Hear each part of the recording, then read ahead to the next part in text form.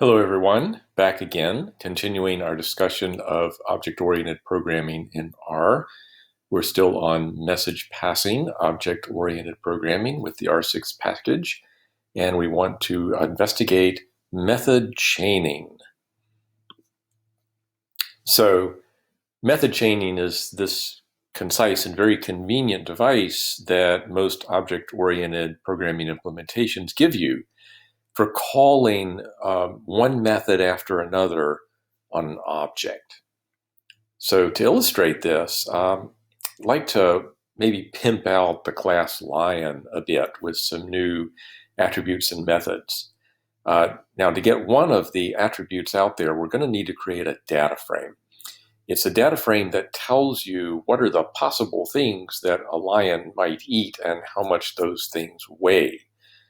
So we take animal here, this character vector, and mass is the mass of the animal in, I don't know, kilograms or something.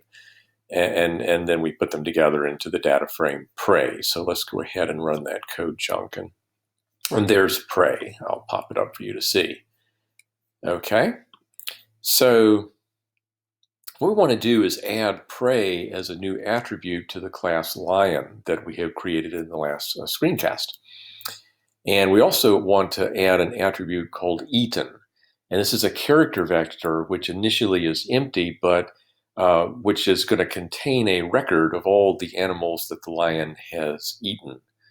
So let's go ahead and use lion $set. It's a public method. That's a public attribute. The name of the attribute is prey. Its value is the data frame prey, and we need to overwrite. Next up, let's set as a public attribute the attribute named eaten. It is the empty character vector. And there we go.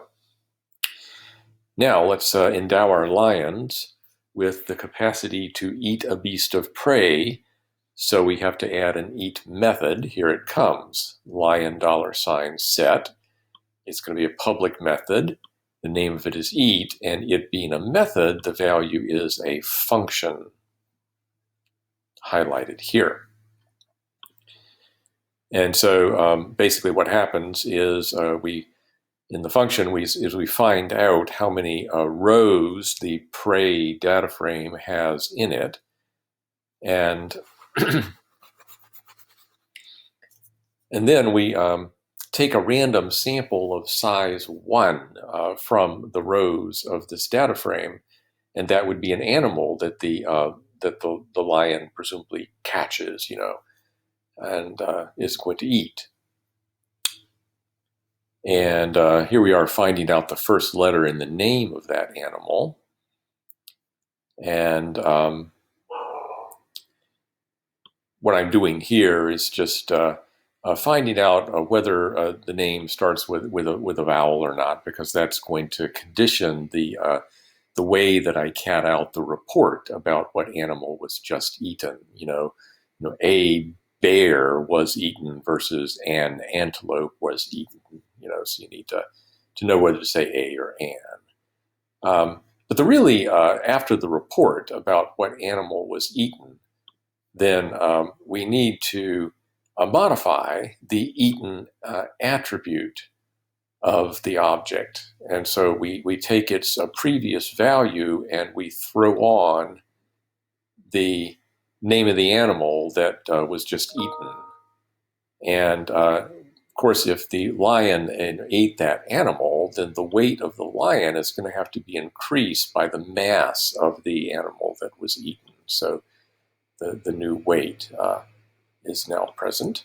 And now this is an interesting addition, and this is very, very important. This last line of the function, we return the object itself invisibly. So nothing will show up in the console concerning this, but this function is actually going to return the individual lion that has done the eating.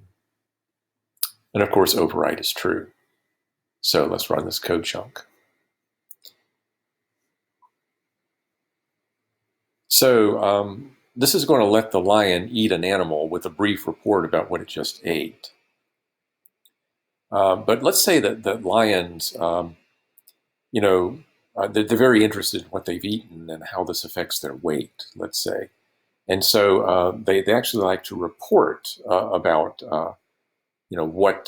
what they've eaten and recently and what their weight is now. So let's give them a way to do this. So lion $set, little public method. Name of the method is report, and its value is this function here. And basically, when you examine the code, and I'll let you do this at your own leisure, studying the textbook in more detail. But basically, what it does is it finds out what was the final item in its eaten attribute and reports that it ate that animal. And it also reports the current weight that the lion has. So let's go ahead and add this member to the class, lion. And let's get ourselves a new lion that's going to have all these cool new attributes and methods. The lion shall be called Simba. So we have to say his name is Simba, and his age is 10 years old, and his desire is, let us say, Hakuna Matata. So we'll create Simba here. There he is in the global environment. For fun, let's pop him up for a close look.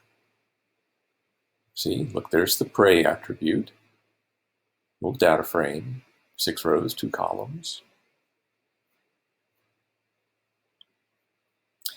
And let's set Simba's weight to be 300 pounds at the beginning now. Okay. Well, let's go ahead and have Simba eat some things. I'll set a little random seed here, and if you set it to, you'll get the same results I do. Set seed, and let's have Simba eat something random. Well, I guess he got a Cape buffalo. So let's have him report out what's happened to him.